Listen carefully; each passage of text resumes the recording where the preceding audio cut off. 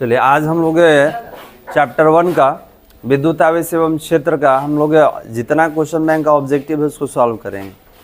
ठीक है, chapter wise question bank है, इसमें जितना चैप्टर 1 का ऑब्जेक्टिव होगा सबको सॉल्व किया जाएगा और मैक्सिमम क्वेश्चन आप सॉल्व कर सकते हैं क्योंकि आप ऑलरेडी प्रैक्टिस कर चुके हैं। तो देखिएगा आप कितना सॉल्व कर पा रहे हैं। चलिए आपको क्या करना होगा सुन लीजिए। आप चैप्टर 1 क्वेश्चन बैंक हेडिंग दे देंगे और इसका केवल आंसर मेंशन कीजिएगा। जो एक्सप्लेनेशन होगा एक्सप्लेनेशन लिख लेंगे, केवल आप ABCD जो भी रहेगा लिख लेंगे क्योंकि क्वेश्चन बैंक में भी बहुत सारा आंसर गलत हमने देखा है। ठीक है, बच्चा वही याद कर गया है, एक्सप्लेनेशन देखता है ही नहीं, याद कर गया। तो आप क्या करेंगे, एक्सप्लेन भी कर लेंगे, जहाँ एक्सप्लेनेशन का ज़रूरत होगा उसको एक्सप्लेन भी कर लेंगे। ठीक है, तो चलिए हम लोग स्टार्ट करेंगे। ऑब्जेक्टिव कुछ क्वेश्चन है, इसको स्टार्ट करने वाले हैं।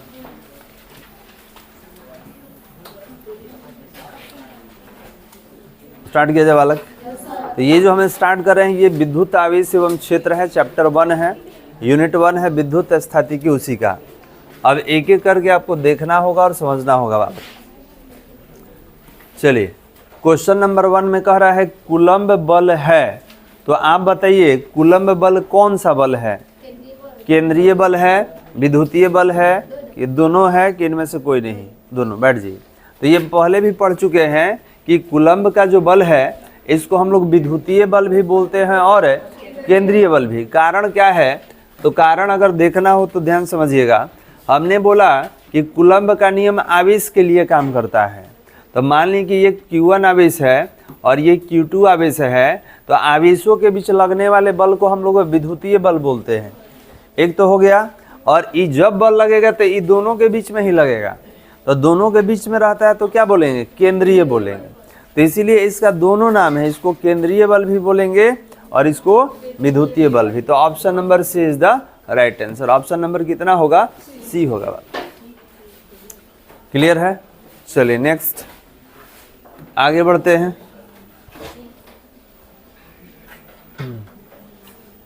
चलिए अगला क्वेश्चन देखा जाए। किसी विभव मापी की संवेदनशीलता को बढ़ाने के लिए क्या आप करेंगे? विद्युतशीलता की संवेदनशीलता को बढ़ाने के लिए तो ध्यान देंगे, आपका जो संवेदनशीलता होता है, आपका जो संवेदनशीलता होगा किसी चालक का, संवेदनशीलता इस समानुपाती होता है चालक तार के लंबाई के, चालक तार के लंबाई के समानुपाती होता है, क्योंकि लंबाई बढ़ाने से विभव प्रवणता कम हो जाता है और संवेदनशीलता बढ़ जाता है। विभव प्रवणता घटेगा तब संवेदनशीलता बढ़ेगा। तो लंबाई का, अब इसमें क्या कह रहा है कि विभव मापी का संवेदनशीलता को बढ़ाने के लिए क्या करना होगा? तो इसमें कह रहा है कि इसकी लंबाई को क्या करना होगा? बढ़ाना चाहिए। क्लियर है बालक? तो 2 का कौन हो गया? D number. चलिए आगे बढ़ते हैं। आगे वाला क्वेश्चन भी काफी आसान है। कह रहा है कि समरूप विद्युत क्षेत्र x अक्ष की दिशा में विद्यमान है तो सम विभव होगा। याद रखेंगे, हाँ सही है। आपको याद होगा, बताए थे कि जब सम विभव x पर होगा, जब विद्युत क्षेत्र x पर होगा तो सम विभव तल जो होगा yz पर होगा। अगर ये y रहता तो ये xz हो जाता, अगर z होता तो xy हो जाता। मतलब जो अक्ष दे दिया उसको छोड़कर बाकी दोनों अक्ष क्या करेगा? तो समविभव तल को बताएगा। तो याद रखेंगे, इसमें आपसे पूछा क्या गया था कि अगर x अक्ष विद्युत क्षेत्र का दिशा है तो समविभव वाला तल बताइए। तो x जब हो गया तो कौन बच गया? y और z। Option number C. Clear है बालक? चलिए नेक्स्ट क्वेश्चन नंबर 4। चलिए यहाँ पे देखिए क्वेश्चन नंबर 4। विद्युत आवेश का क्वांटम ESU में मात्रक होता है। अब ध्यान देंगे, बहुत आदमी सी बोलेंगे लेकिन सी कब होगा? जब ई नहीं रहता तब।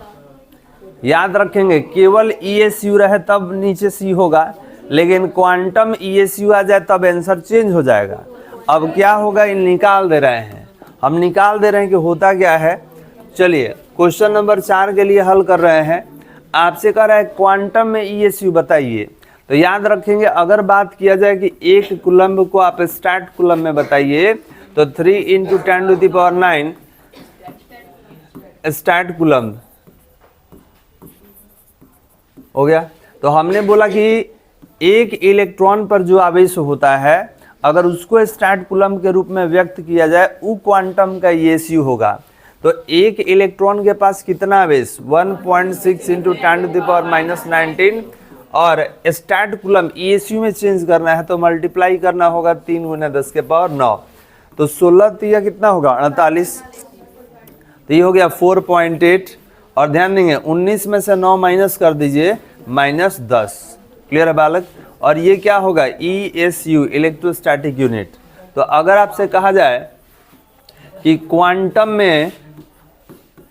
में ESU इलेक्ट्रोस्टैटिक यूनिट क्वांटम में, तो याद रखिएगा कितना होगा 4.8 इंटू 10⁻⁻10 ESU इलेक्ट्रोस्टैटिक यूनिट। देख सकते हैं ऑप्शन कितना है, ऑप्शन नंबर ए है। ठीक है, ऑप्शन नंबर ए है 4.78 इंटू 10⁻, कितना होगा, चलिए तो इसको लिख लीजिए, 4 नंबर में एक्सप्लेन कर लेंगे इसको। ऐसे हम पूरा एक लिस्ट बना के भेजे थे जब चैप्टर 1 पढ़ा रहे थे उसी समय, उसमें सारा था EMU ESU सारा यूनिट दिया हुआ था।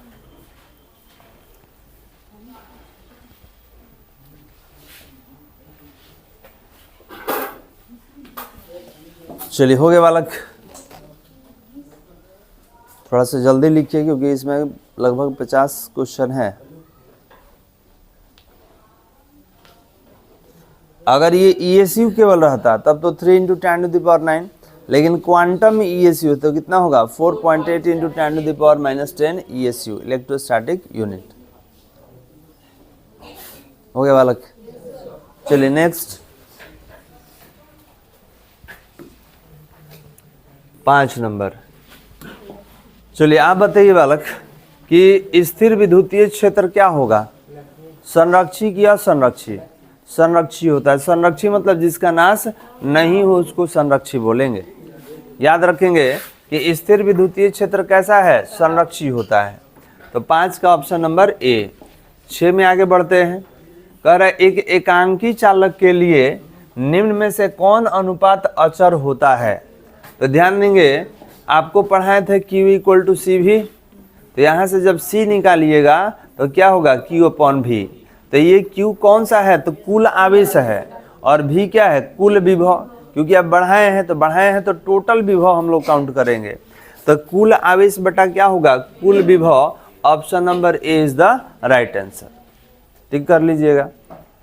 क्लियर है बालक। चलिए 7 नंबर में कह रहा है कि इनमें से कौन सी राशियां अदिश है। तो अदिश राशि बताना है, बताइए कौन सा अदिश होगा जी। सब अदिश है, बहुत अच्छा।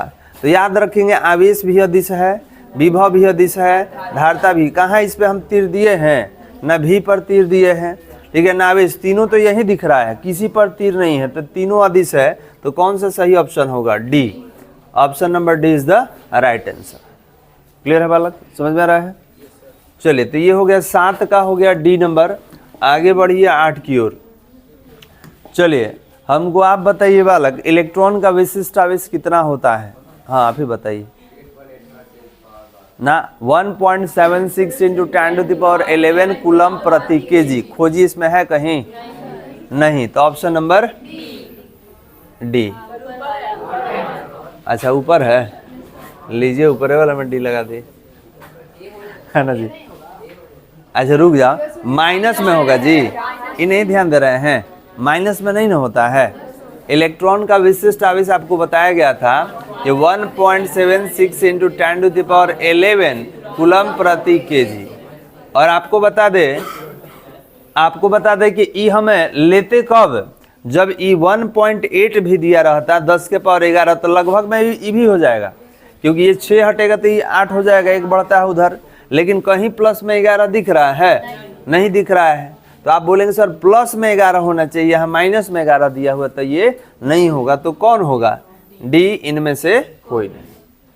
एग्जाम में ऐसे ही खतरनाक ऑप्शन सेट किया जाता है। आप हड़बड़ी में रहिएगा, हई देख के मार दीजिएगा, ये देखबे नहीं कीजिएगा माइनस है, यहाँ पे हो जाए गोल। अब घर आके मिलाइएगा तो कहिएगा ये तो हड़बड़ी में गड़बड़ी हो गया। तो गड़बड़ी नहीं करना है, आराम से सारा विकल्प को पढ़िए ठीक है। और देख लीजिए कि 2 को विकल्प दिया है तो इसमें और सावधानी बरतना है। और क्या करता है सुन लीजिए, ही मात्रा के चेंज कर देगा, ठीक है, मात्रा का चेंज कर देता है, तो इस पे भी ध्यान आपको देना होगा। चलिए 10 नंबर, ये 9 नंबर कह रहा है कि 1 कूलम्ब आवेश में आप बताइए कितना ESU होगा। 3 गुने 10 के पावर 9। बहुत अच्छा, तो 9 का हो गया ए नंबर, 3 गुने 10 के पावर 9। बगल में आप बताइए कि एक स्टैट कूलम्ब, स्थिर जो लिखा है ना इसको स्टैट कूलम्ब कहते हैं, तो एक स्टैट कूलम्ब में कितना कूलम्ब, डी नंबर होगा। तो सही है 1/3 इंटू 10⁻⁻⁹ कितना कूलम्ब, क्योंकि स्टैट कूलम्ब में कूलम्ब पूछा गया है। चलिए आगे बढ़ाते हैं, इसको आगे बढ़ाया जाए। आगे कर विद्युत क्षेत्र का तीव्रता जो है E, इसका ऐसा ही मात्रक, तो E बराबर होता है फोर्स पर यूनिट चार्ज, तो न्यूटन हो गया कूलम्ब, तो क्या होगा न्यूटन कूलम्ब इनवर्स 1। कौन है, B number is the right answer. बात समझ में आ रहा है बालक। चलिए नेक्स्ट अगला क्वेश्चन 12 नंबर का रही बनाने वाला है बालक।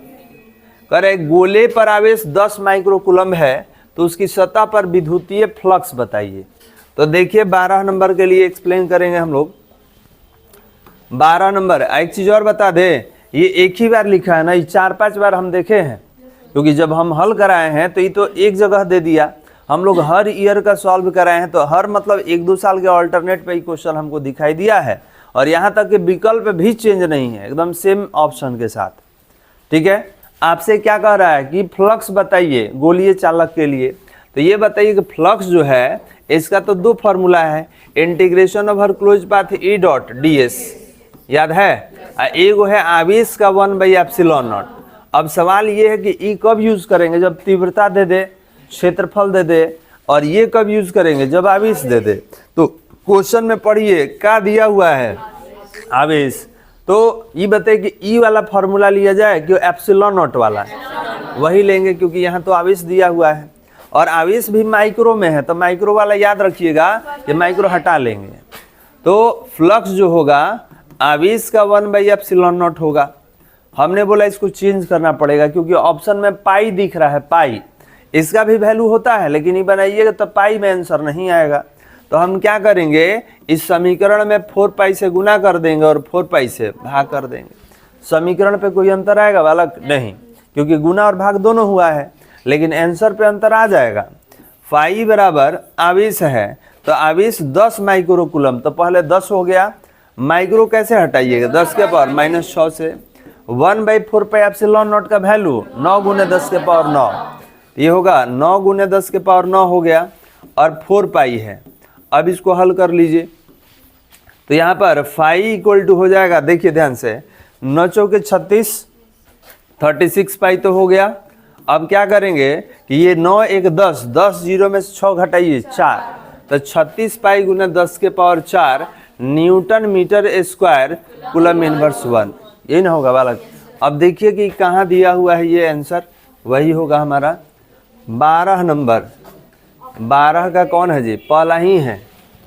12 का देख लीजिए 36 pi into 10⁴ newton metre square प्रति कूलम्ब। ठीक है, तो आप देखिए बहुत विद्यार्थी रट गए हैं, कोई फायदा नहीं है, हो सकता है कभी डाटा चेंज कर दे, आप फंस जाइएगा। ठीक है, तो आप इसको बना बना के याद कीजिएगा ना, तो दिमाग में बैठ जाएगा, एग्जाम में आएगा तुरंत आप टिक लगाइए, बनाने का भी काम नहीं है। चलिए तो इसको आप नोट कर ले 12 नंबर को।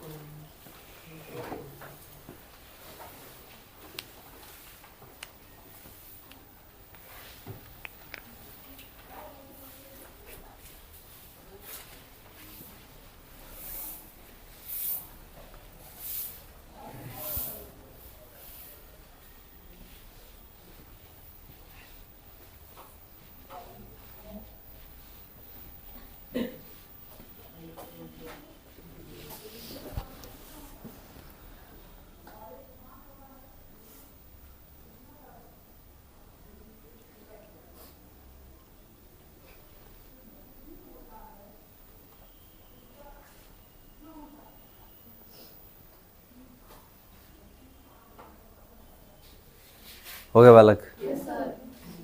चलिए तो क्वेश्चन बन रहा है। लग रहा है कि बन जाएगा? ठीक।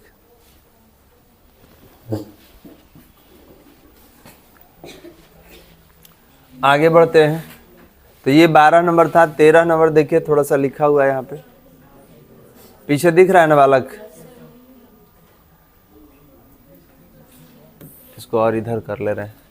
चलिए अगला क्वेश्चन है 30 नंबर में, विद्युत द्विध्रुव आघूर्ण के एसआई मात्रक होता है। तो विद्युत द्विध्रुव आघूर्ण को P से लिखते हैं, ये Q/12 होता है। तो याद रखेंगे कि इसका हो गया कूलम्ब और इसका हो गया metre, coulomb metre. Option number B is the right answer. Option number B is the right answer. Clear है? जानते भी हैं आप, याद किए हैं। चलिए नेक्स्ट 40 नंबर में, 40 नंबर में आप बताइए कौन होगा 40 नंबर? ABCD दिया है ना, कौन होगा बताइए? पारावैद्युतांक पूछ रहा है निर्वात का, बताइए कौन होगा? B number. आपको बता दे इसका सही ऑप्शन कौन होगा? सी होगा। 8.85 इंटू 10⁻⁻12 फैराड पर मीटर। क्लियर है? बहुत दिन से हम लोग पढ़ते आ रहे हैं। चलिए ये जो आप बता रहे हैं ना, ये इलेक्ट्रॉन का आवेश होता है।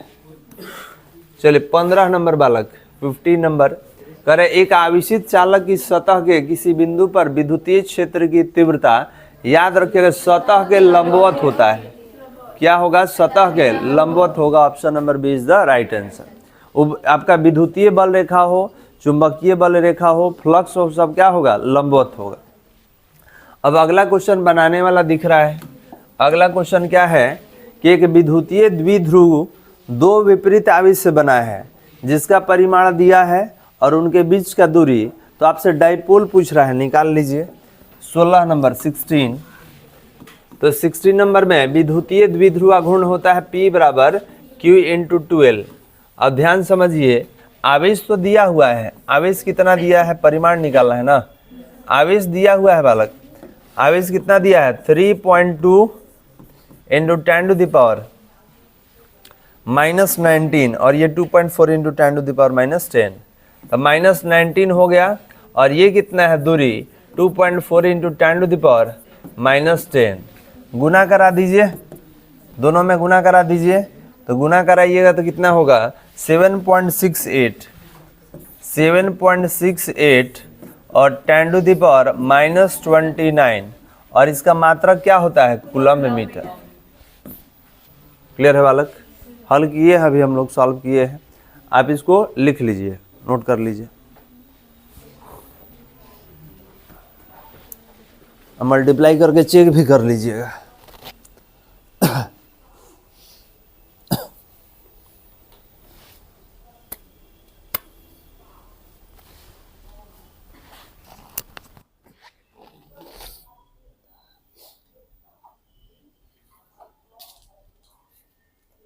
(7.68 इंटू 10⁻⁻29 कूलम्ब मीटर। चलिए आगे बढ़ाएं इसको। 17 नंबर, 17 नंबर में क्या कर रहा है थोड़ा समझिएगा। अंदर का नहीं जा रहा है जी, इतने पे रहेगा। चलिए 17 नंबर में कह रहा है कि P आघूर्ण वाला एक विद्युतीय द्विध्रुव E तीव्रता वाले विद्युतीय क्षेत्र में रखा गया है, तो उस पर लगने वाला टॉर्क होगा। तो याद रखेंगे, बहुत आदमी इंग्लिश तो लिखते नहीं है। टॉर्क अंग्रेजी शब्द है, इसको हिंदी में बल आघूर्ण कहा जाता है। और याद रखेंगे टॉर्क बराबर पढ़ाए थे कि P×E होता है। P× क्या होगा? E। तो ऑप्शन नंबर कौन होगा? A। और एक सुन लीजिए, वो भी आगे मिल जाएगा। कह देगा डाइपोल में कितना ऊर्जा रहता है, डाइपोल में कितना स्थैतिक ऊर्जा होगा? तो ये होता है U बराबर -P.E होता है। याद रखिएगा, अगर डाइपोल में एनर्जी पूछ दे कि डाइपोल अपने अंदर कितना एनर्जी रखेगा, तो याद रखिएगा विद्युतीय क्षेत्र में डाइपोल इतना ऊर्जा रखता है, तो कितना होगा? U बराबर -P.E। इकोस में टूटता है ऊपर वाला साइन। तो जब स्थैतिक ऊर्जा कह देगा तब E होगा, जब टॉर्क कह देगा तो ऊपर वाला होगा। तो ये भी आगे आपको मिल जाएगा बाल।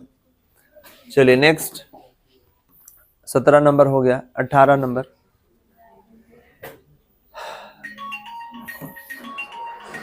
18 नंबर देखा जाए। तुम परेशान। हाँ हेलो। हाँ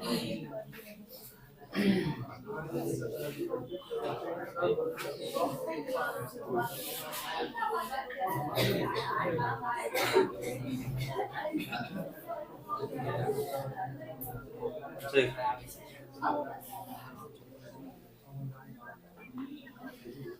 ना ना ठीक।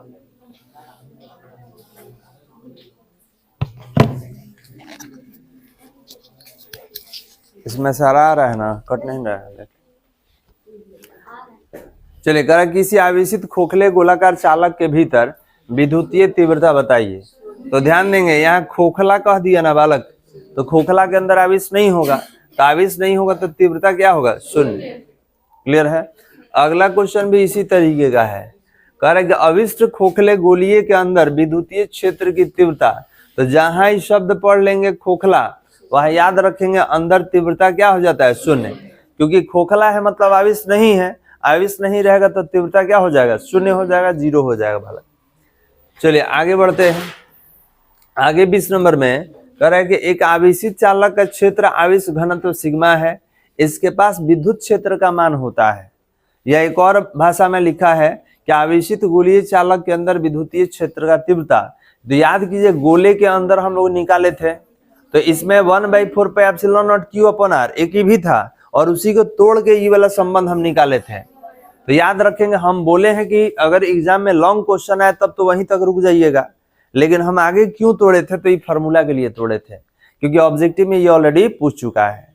तो याद रखेंगे, जब अंदर निकालिएगा तीव्रता तो 1/4 pi epsilon not q upon r square, और उसी को जब क्यू को तोड़ेंगे आवेश घनत्व इंटू आयतन से, तो निकल के कहा जाएगा सिग्मा अपॉन एप्सिलॉन नॉट। और कुछ है लेकिन संबंध इसी दोनों में हमको दिखाना है। तो याद रखेंगे कितना होगा? Sigma upon epsilon not.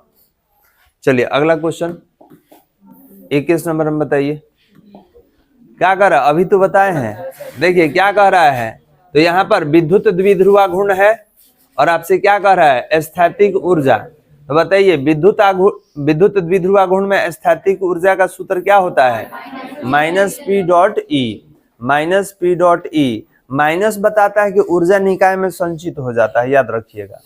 ठीक है, ऊर्जा एक अदिश राशि है, तो अदिश के लिए डॉट दिया गया है। चलिए 22 नंबर। अब ध्यान देंगे, ये क्वेश्चन में बड़ा मतलब कंफ्यूजन टाइप का रहता है, क्योंकि कभी समतल चादर कह देता है, कभी कुछ कह देगा। तो याद रखेंगे इसका दो ही केस है। ठीक है, दोनों केस हम लिखवा दे रहे हैं, पहले इसको पढ़ लेंगे। कह रहा है कि चालक पदार्थ से बने असीमित, असीमित मतलब अनंत, अनंत आवेशित पतली चादर की सतह के निकट किसी बिंदु पर विद्युतीय क्षेत्र की तीव्रता का मान कितना होगा? Sigma upon 2 epsilon not. और केवल समतल चालक कहता है चालक, तो क्या होता है? Sigma upon epsilon. तो नोट में लिख लीजिए, हम बोल दे रहे हैं।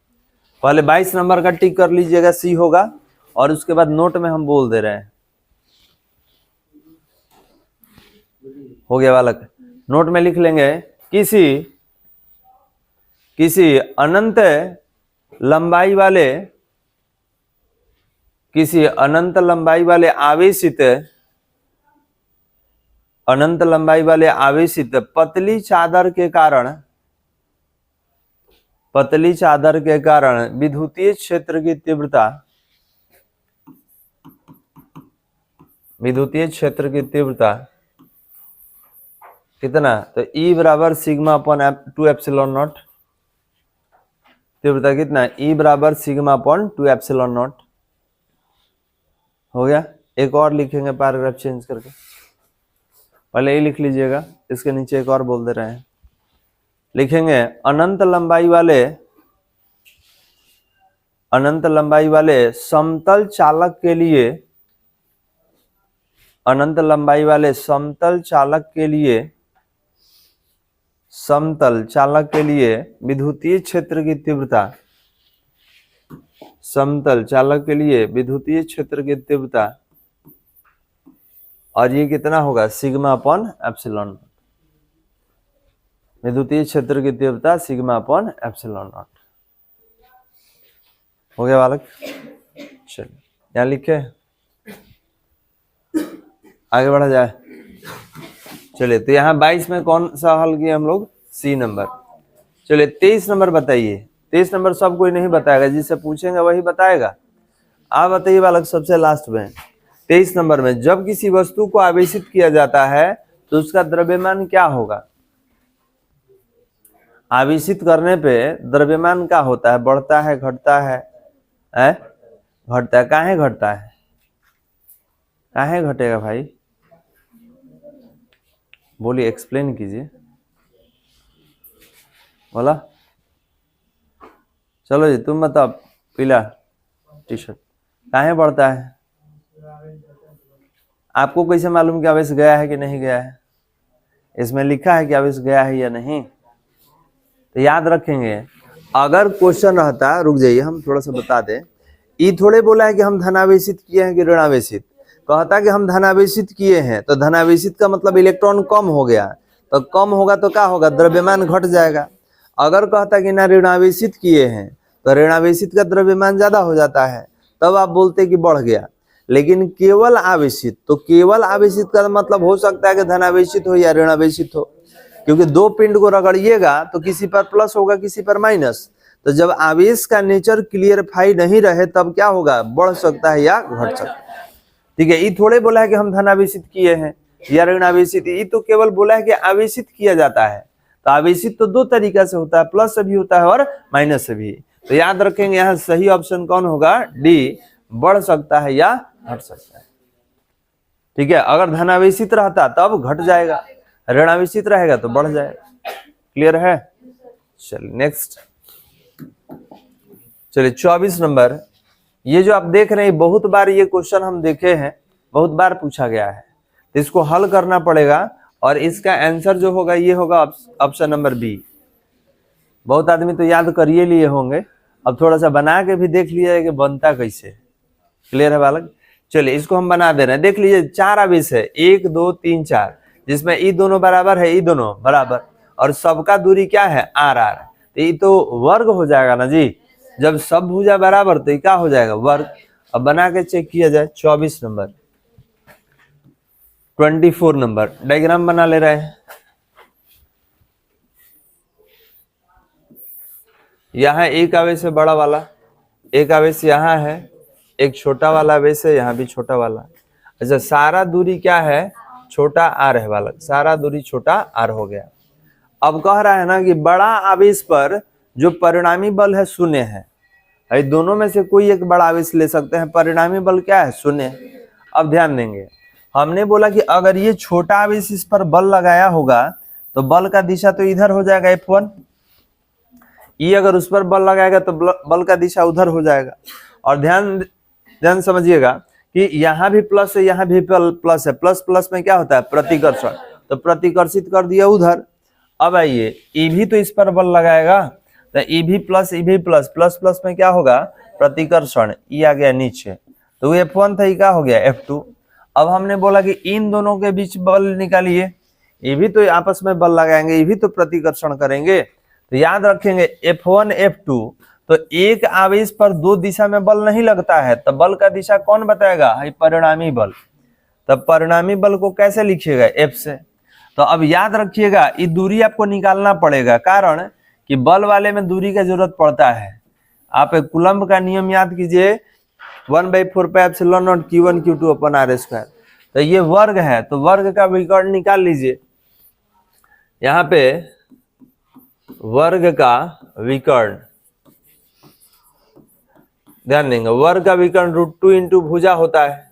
तो देख लीजिए यहां से यहां तक का दूरी निकालिए, कितना? √2 इंटू भुजा, तो भुजा R दिख रहा है सब जगह, ये हो गया। अब हमको परिणामी बल F निकालना है, तो बताइए परिणामी बल अगर निकालना हो, परिणामी बल अगर निकालना हो F हमको, तो F बराबर क्या होगा? अंडर √ में x घटक का स्क्वायर प्लस y घटक का स्क्वायर। अच्छा ये बताइए कि दोनों का बल बराबर होगा कि अलग अलग? तो आप बोलेंगे सर दोनों तो छोटा ही आवेश है। देखिए ई भी छोटा है, ई भी छोटा है, तो ये दोनों का बल क्या होगा? बराबर। क्लियर है बालक? तो याद रखेंगे जब आवेश बराबर तो बल भी बराबर। तो जब बराबर होगा तो क्या F1 के जगह F2 लिख सकते हैं, या F2 के जगह F1? जब बराबर है तो एक में ही बदल दीजिए।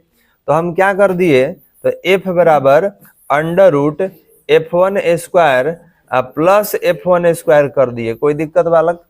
हम 2 को 1 में ही बदल दिए क्योंकि दोनों एक जैसा है, तो या तो 1 को 2 में बदलिए या तो 2 को 1 में। अब ये 1 1 कितना हो जाएगा, 2 हो जाएगा। तो अंडर रूट में लिख सकते हैं कि f बराबर अंडर रूट में 2 f1 स्क्वायर हो जाएगा। अब रूट में अगर स्क्वायर है तो एक जोड़ा बाहर निकल जाएगा, तो यहाँ पर क्या लिख सकते हैं, अंडर रूट 2 इंटू f1।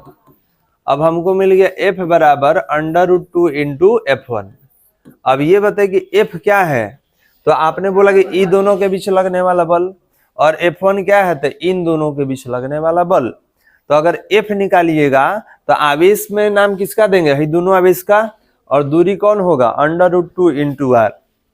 लिखिए यहाँ f की जगह पे 1/4πε0 आवेश कितना होता है, q1 q2 upon r square. तो दूरी कितना था, अंडर रूट 2 इंटू आर। तो दूरी का क्या होता है, स्क्वायर। इधर क्या है, अंडर रूट 2 है। अब f1 का वैल्यू रखना है, तो f1 किसके बीच काम कर रहा है, छोटा आवेश और बड़ा आवेश, और इनके बीच का दूरी क्या है, छोटा r। देख लीजिए f1 ये है, तो ये दोनों के बीच लग रहा है, और दूरी कितना है, छोटा r। तो यहाँ लिख लेंगे, तो यहाँ कितना होगा, यहाँ कितना होगा f1 की जगह पे 1/4πε0 1/4πε0 q1 q2 upon r square. Cancel कराइए, यहाँ ध्यान देंगे 1/4πε0 से कैंसिल, बड़ा आवेश से बड़ा आवेश कैंसिल। अब जो बच गया उसको लिखिए, तो उधर क्या बचा है, q, और याद रखेंगे इसका स्क्वायर कीजिएगा तो कितना होगा, 2r स्क्वायर। इधर क्या बचा है, अंडर रूट 2 बचा है, छोटा आवेश बचा है, और नीचे आर स्क्वायर कट रहा है, आर स्क्वायर कट जाएगा, तो ये दोनों कट जाएगा।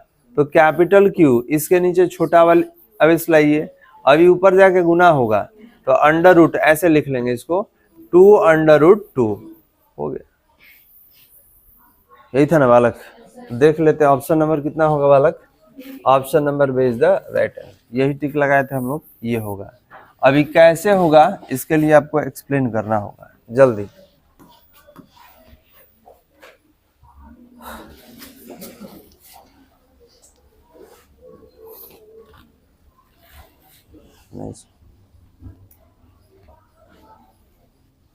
अब वो डाटा अगर चेंज भी कर देगा तो भी आप बना सकते हैं इसको।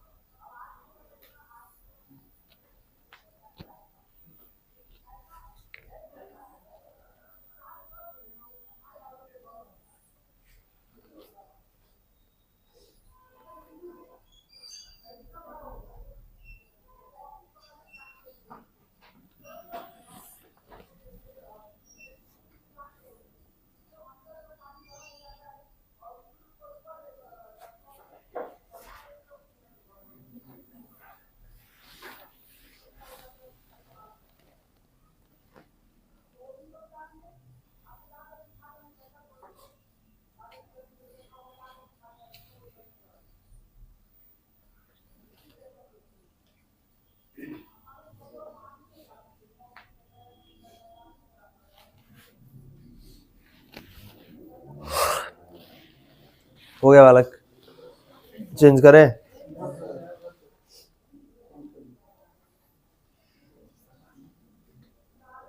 हटा दे इसको।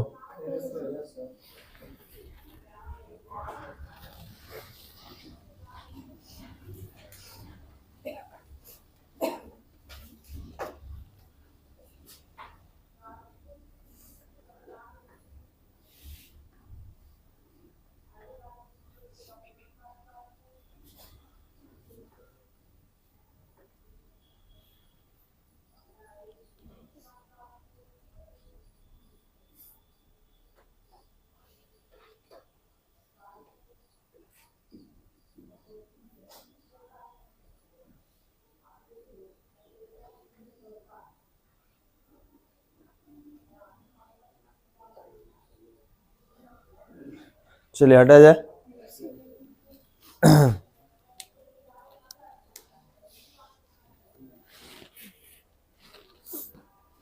एक बार और रिवाइज करेंगे, कब? जब सारा क्वेश्चन मिक्स रहेगा तब। ये चैप्टर वाइज नहीं होगा, ओवरऑल होगा, तो उस समय आप ही लोग से पूछेंगे। अब हम नहीं बताएंगे, आपसे एक्सप्लेन करवाएंगे कि क्यों। ठीक है, तो ये याद रखिएगा। चलिए कितना हो गया बालक? 24। 25 नंबर में आते हैं। कह रहे कि आवेश का पृष्ठीय घनत्व होता है, आप बताइए आवेश का पृष्ठीय घनत्व क्या होगा? कूलम्ब प्रति मीटर स्क्वायर। ध्यान देंगे, पृष्ठीय घनत्व कहेगा तो आवेश बटा में क्षेत्रफल होता है, तो कूलम्ब होगा, और इसका मीटर स्क्वायर, तो ये होगा कूलम्ब मीटर इनवर्स 2। तो option number A is the right answer, coulomb प्रति मीटर स्क्वायर। रैखिक घनत्व कहता तो कूलम्ब प्रति मीटर, आयतन घनत्व कहता तो कूलम्ब बटा में मीटर क्यू हो जाता। चलिए अगला क्वेश्चन कह रहा है कि किसी गोलीय पृष्ठ के अंदर यदि प्लस क्यू आवेश रख दिया जाए तो संपूर्ण पृष्ठ से निकलने वाला विद्युतीय फ्लक्स कितना होता है? तो ध्यान देंगे, ये क्वेश्चन क्या कह रहा है, कितना नंबर है? 26 नंबर। कह रहा है कि कोई आवेश को गोलीय सतह में इसे रख दिया गया तो कितना फ्लक्स बनाएगा? तो गॉस का नियम याद कर लीजिए कि फ्लक्स जो बनता है ये आवेश का 1/ε0 गुना बनता है। कितना बनता है? 1/ε0। तो खोजिए इसमें कहाँ है? Option number B is the right answer. ये तो आपका परिभाषा ही हो गया, गॉस का प्रमेय। चलिए अगला क्वेश्चन क्या कह रहा है? कह रहा है किसी दूरी पर अवस्थित दो आवेशित कण के बीच विद्युतीय बल F है, यदि इनके बीच का दूरी आधा कर दिया जाए तो विद्युतीय बल का मान बताइए। अब देखिए, ये तो आप बता दिए, इसको थोड़ा सा हम एक्सप्लेन कर दे रहे हैं कि क्यों होगा 4F। ध्यान समझिएगा, हमने बोला कि दो आवेश है, एक यहाँ आवेश ले लिए, एक Q1 है, एक Q2 है, इनके बीच का दूरी R है। तो याद रखेंगे F बराबर होता है कितना? 1/4πε0 कितना? Q1 Q2 upon R square. ये ना होता है बालक। आप क्या बोले हैं, दूरी को क्या कर दिया जाए? आधा। तो हमको ये बताइए कि दूरी को आधा कीजिएगा तो F बराबर 1/4πε0 और आवेश तो उतना ही रहेगा Q1 Q2 और दूरी R/2 हो जाएगा और इसका स्क्वायर। अब इसका स्क्वायर कर लीजिएगा तो ये कितना होगा? F बराबर, ये F डैश दे दीजिए क्योंकि नया वाला बल है ना, जब घटाए हैं वो पहले वाला है, तो F डैश कितना होगा? तो F डैश हो जाएगा 1/4πε0 Q1 Q2 upon R square बटा में 4, 4 आके ऊपर गुना हो जाएगा। तो बताइए इस टोटल को F कह सकते हैं वहां से, तो F डैश बराबर कितना होगा? 4F। तो याद रखेंगे कि दूरी को अगर आधा कीजिएगा, दूरी को आधा कीजिएगा तो उनके बीच लगने वाला बल कितना हो जाएगा? 4 गुना। ठीक है, दूरी को आधा करेंगे तो उनके बीच लगने वाला बल कितना हो जाएगा? 4 गुना। अगर एक्सप्लेन करना है तो कर लीजिए। ऑप्शन नंबर कौन सा होगा इसमें? Option number A is the right answer. 4 गुना बल बढ़ जाता है।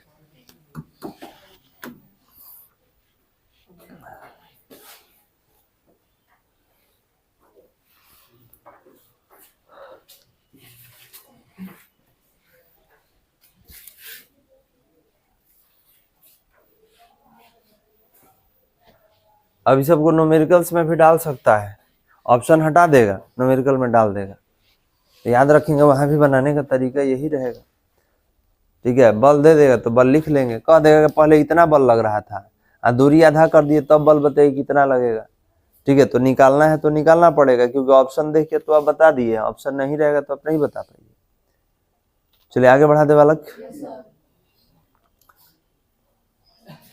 नेक्स्ट 28 लीजिए। अरे एप्सिलॉन नॉट का मात्रक बताइए। एक और होता है,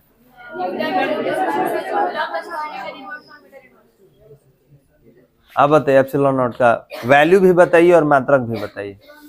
हाँ हाँ